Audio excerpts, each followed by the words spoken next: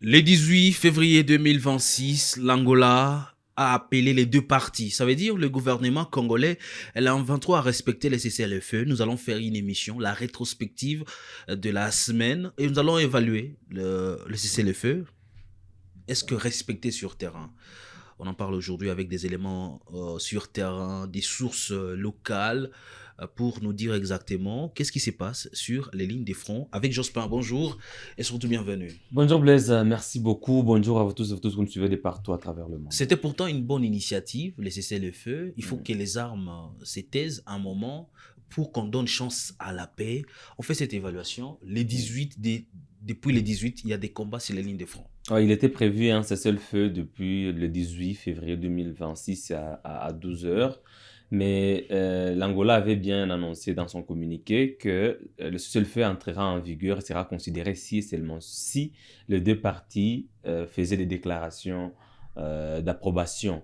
Et très vite, nous avons suivi un communiqué de la présidence congolaise acceptant ces cessez-le-feu et annonçant d'ailleurs que les forces armées congolaises allaient stopper tout redéploiement de nouvelles troupes ou tout renfort des troupes sur les différentes lignes des fronts. Mhm. Interrogé par Kivu Morning Post lors du passage de Van de Peer à Goma à la chef de la MONUSCO, Il était venu euh, d'ailleurs pour ça. oui, Mhm. il y a Benjamin Bonipa, secrétaire du l'F-123, qui avait réagi à ce sujet et il avait affirmé que l'F-123 n'était pas informé de Mhm. ce processus, de ce nouveau processus piloté par l'Angola, mais qu'elle restait engagée dans le processus de Doha, lequel aussi Mhm. prévoit un cessez-le-feu depuis les différentes signatures des accords, des principes, des accords cadres. Le cessez-le-feu a toujours été le maître mot partout. Malheureusement, cette mesure n'a jamais été respectée comme il faut dans son effectivité. Juste 24 heures après l'annonce par Kinshasa d'approbation de ce cessez-le-feu, la F-123 a accusé le régime de mener de nouvelles attaques sur la région de Minembwe en collaboration avec le régime burundais, Mhm. les FDLR et d'autres mercenaires qui sont dans la région du Sud Kivu, surtout dans le territoire d'Ouvira et de Fizi. Mhm. Et depuis lors, des attaques se sont accumulées et multipliées jusqu'à la porte de Minembwe où il y a eu de fortes détonations d'armes jusqu'à l'heure où nous parlons et des bombardements qui ont ciblé des maisons civiles qui ont été incendiées. Nous avons parlé avec le président de la société civile de Minembwe et M. Santos Moufaché Mhm. qui nous a confirmé le fait. Et d'ailleurs, sur Kivu Morning Post, même des coups de balle étaient entendus quand on parlait avec lui parce que lui, il est à Minembwe. C'est-à-dire qu'à Mikenge, à Rugezi et dans toute la région, selon lui, Santos Moufaché, l'artillerie a été placée à point zéro, au niveau des points zéro, qui est une localité stratégique qui ouvre la voie sur le territoire de Chabunda, de Fizi et d'Uvira comme un carrefour, pouvant aussi atteindre Minembwe très facilement. Et selon lui, l'artillerie n'est pas seulement congolaise, elle est aussi burundaise. Et ces forces coalisées continuent de cibler Minembwe comme principal point qu'il faut neutraliser pour mettre fin à la menace Tuguaneho Mhm.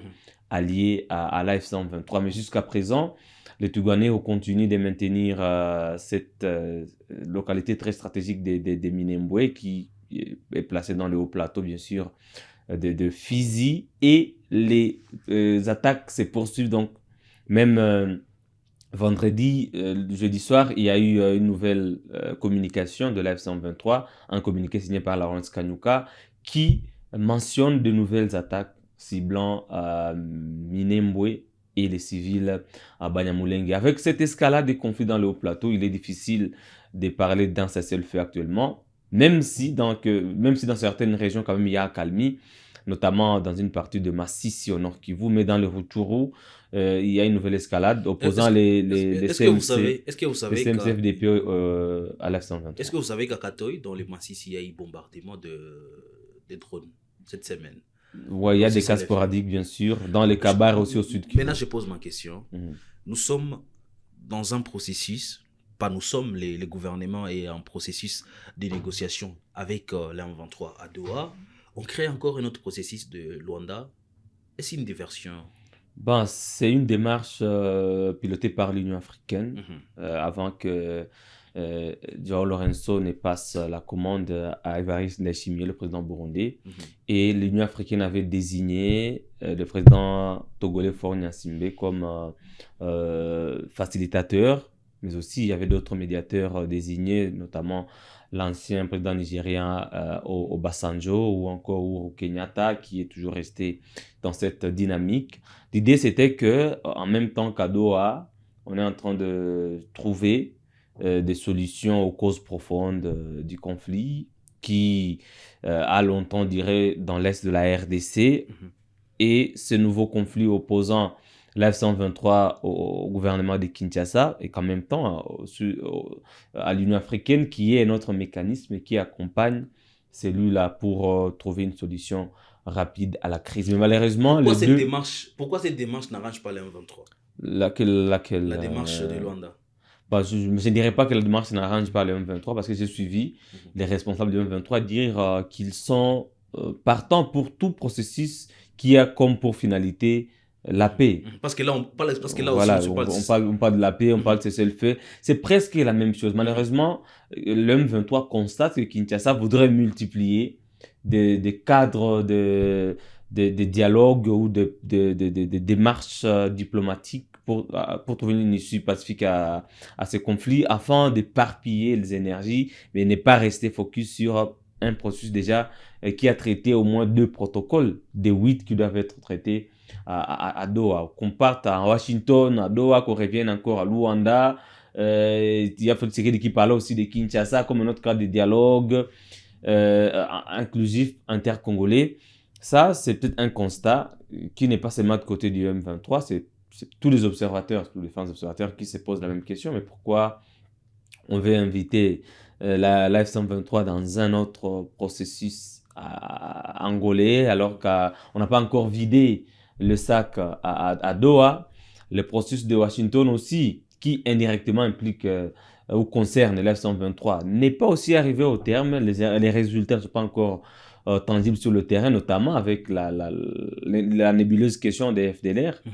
Jusqu'à présent, le gouvernement congolais s'était engagé à neutraliser les FDLR en collaboration avec le Rwanda, et un mécanisme conjoint a été mis en place avec le concept opérationnel, le CONOPS, avec l'intervention du HCR. Il y a une tripartite qui avait été mise en place pour faciliter que les FDD qui voudraient rejoindre leur pays volontiers le fassent. Mais jusqu'à présent, rien n'est fait et le narratif a changé. J'ai suivi récemment le ministre de la Communication pour le gouvernement congolais, Patrick Muyaya, dire et affirmer à la télévision que les FDLR étaient uniquement basés dans les zones sous contrôle de la F-123. Alors que l'accord de Washington a été signé, alors en même temps que les F-123 contrôlaient toujours les mêmes zones, on se dit, est-ce que le gouvernement congolais était forcé d'accepter qu'il allait le neutraliser? Est-ce que c'est pas... Que ce point soit mentionné. Oui, une incohérence. On se rend compte que aller ou cheminer tous ces processus nous amène dans une sorte aussi d'engouffrement où on est dans une confusion, de promiscuité des processus qui se contredisent à un moment donné. On parle d'abord des FDLR comme priorité dans l'accord de Washington.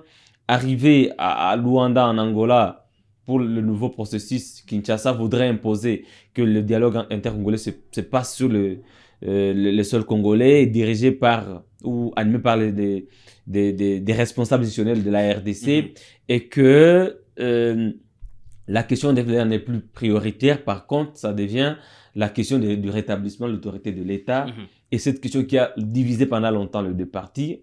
Donc là, je suis d'accord avec vous que cheminer ensemble tous les processus nous prendra aux Congolais, à la RDC, beaucoup de temps.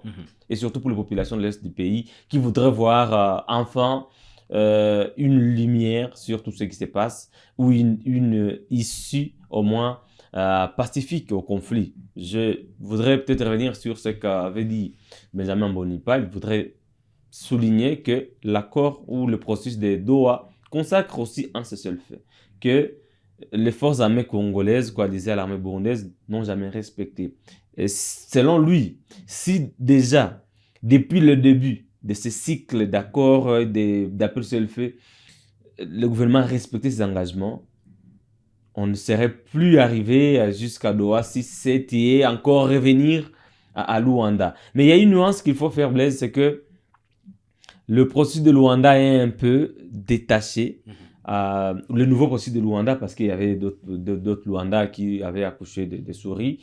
Mais le nouveau processus de Luanda, qui est toujours une initiative de l'Union africaine, peut-être aussi soutenu par le Qatar ou encore les États-Unis, est un peu différent des processus de Doha et de Washington. Parce que aujourd'hui, avec Joao Lourenço, il veut faire le lit au dialogue intercongolais. C'est-à-dire que c'est un processus, le cessez-le-feu qui a été annoncé, c'est un cessez-le-feu qui vient annoncer le début d'un dialogue intercongolais. Et selon Kinshasa, on ne peut pas parler d'un dialogue intercongolais sans qu'il y ait la guerre. Sans qu'il n'y a pas cessation des hostilités. Parce qu'on ne saura pas parler de la paix alors que sur le terrain, c'est le contraire. Parce qu'à Luanda, on veut aboutir à un dialogue. Nous savons, Félix Tshisekedi a dit, le dialogue sera organisé par les institutions. Ça veut dire la présidence, l'Assemblée. C'est de là qui sera organisé le dialogue. Aujourd'hui, on sait. Et on a mis des doutes sur la participation de certains acteurs à ces dialogues. Est-ce qu'il y a des craintes par rapport à ça? Il y a beaucoup de craintes, beaucoup de craintes parce que l'AF123 n'est pas officiellement invité d'abord. Jusque-là, je suis Jean-Marc Kabound sur Et on sait que la justice a déjà aussi associé Kabila à l'AF123. Je suis Jean-Marc Kabound qui disait que on ne peut pas se passer l'F123 dans un forum de dialogue, dans tout processus qui concerne une décrispation politique ou une désescalade à la crise sécuritaire dans l'Est, parce que c'est un acteur majeur dans ce qui se passe aujourd'hui comme belligérant. Kinshasa, F123 comme partie prenante aussi à tous les autres processus. Mais la question que je me pose, c'est de savoir, est-ce que le format proposé par Kinshasa est le même que voudrait peut-être l'opposition? Parce que pour l'opposition, il faut que tout le monde soit là. L'opposition armée, l'opposition politique, pour trouver une solution. Il faut revenir à ces schémas de la Sanko et les CC. Oui. Revenir comme à la case départ. Mais nous savons tous aujourd'hui que Kinshasa et les prêtres de la Sanko ne parlent plus le même langage. Pour Kinshasa, la Senko ou les CC collaboreraient avec Joseph Kabila et avec l'F123 et étaient un peu penchants.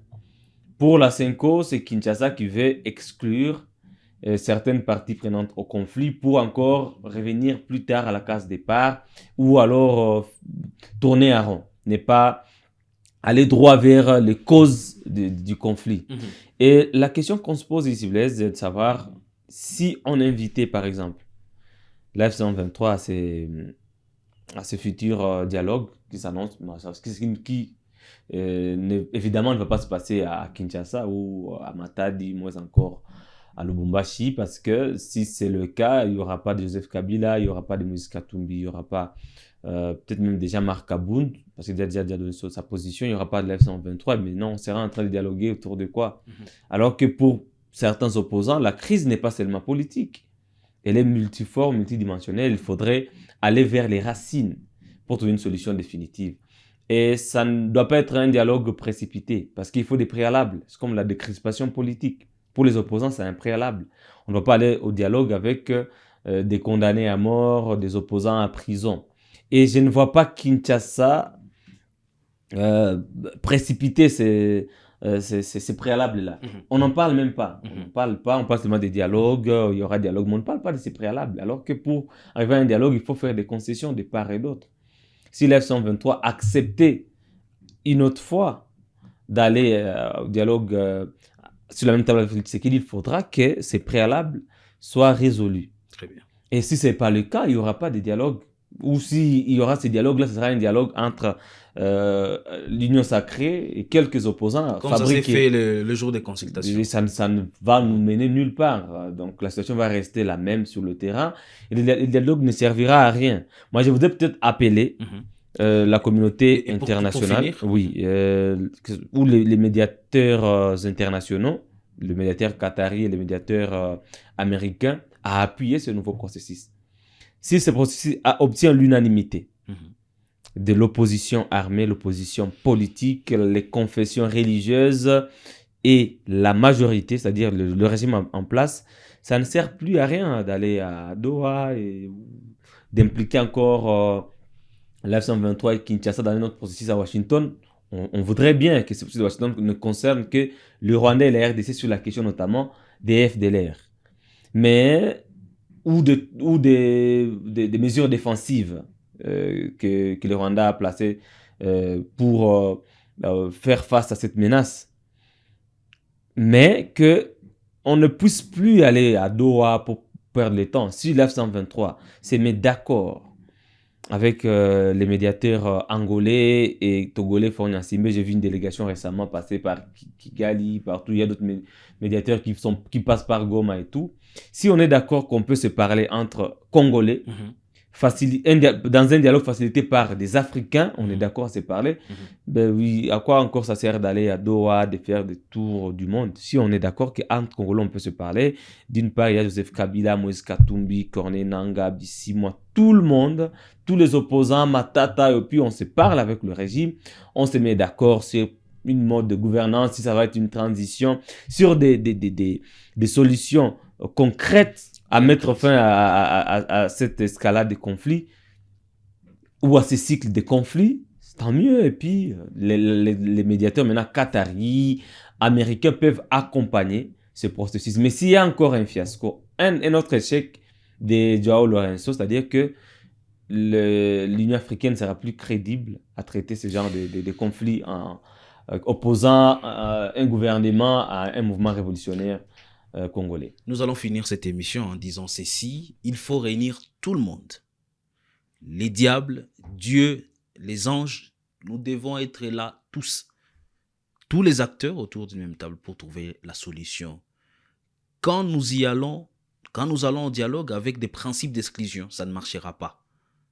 Portez-vous bien.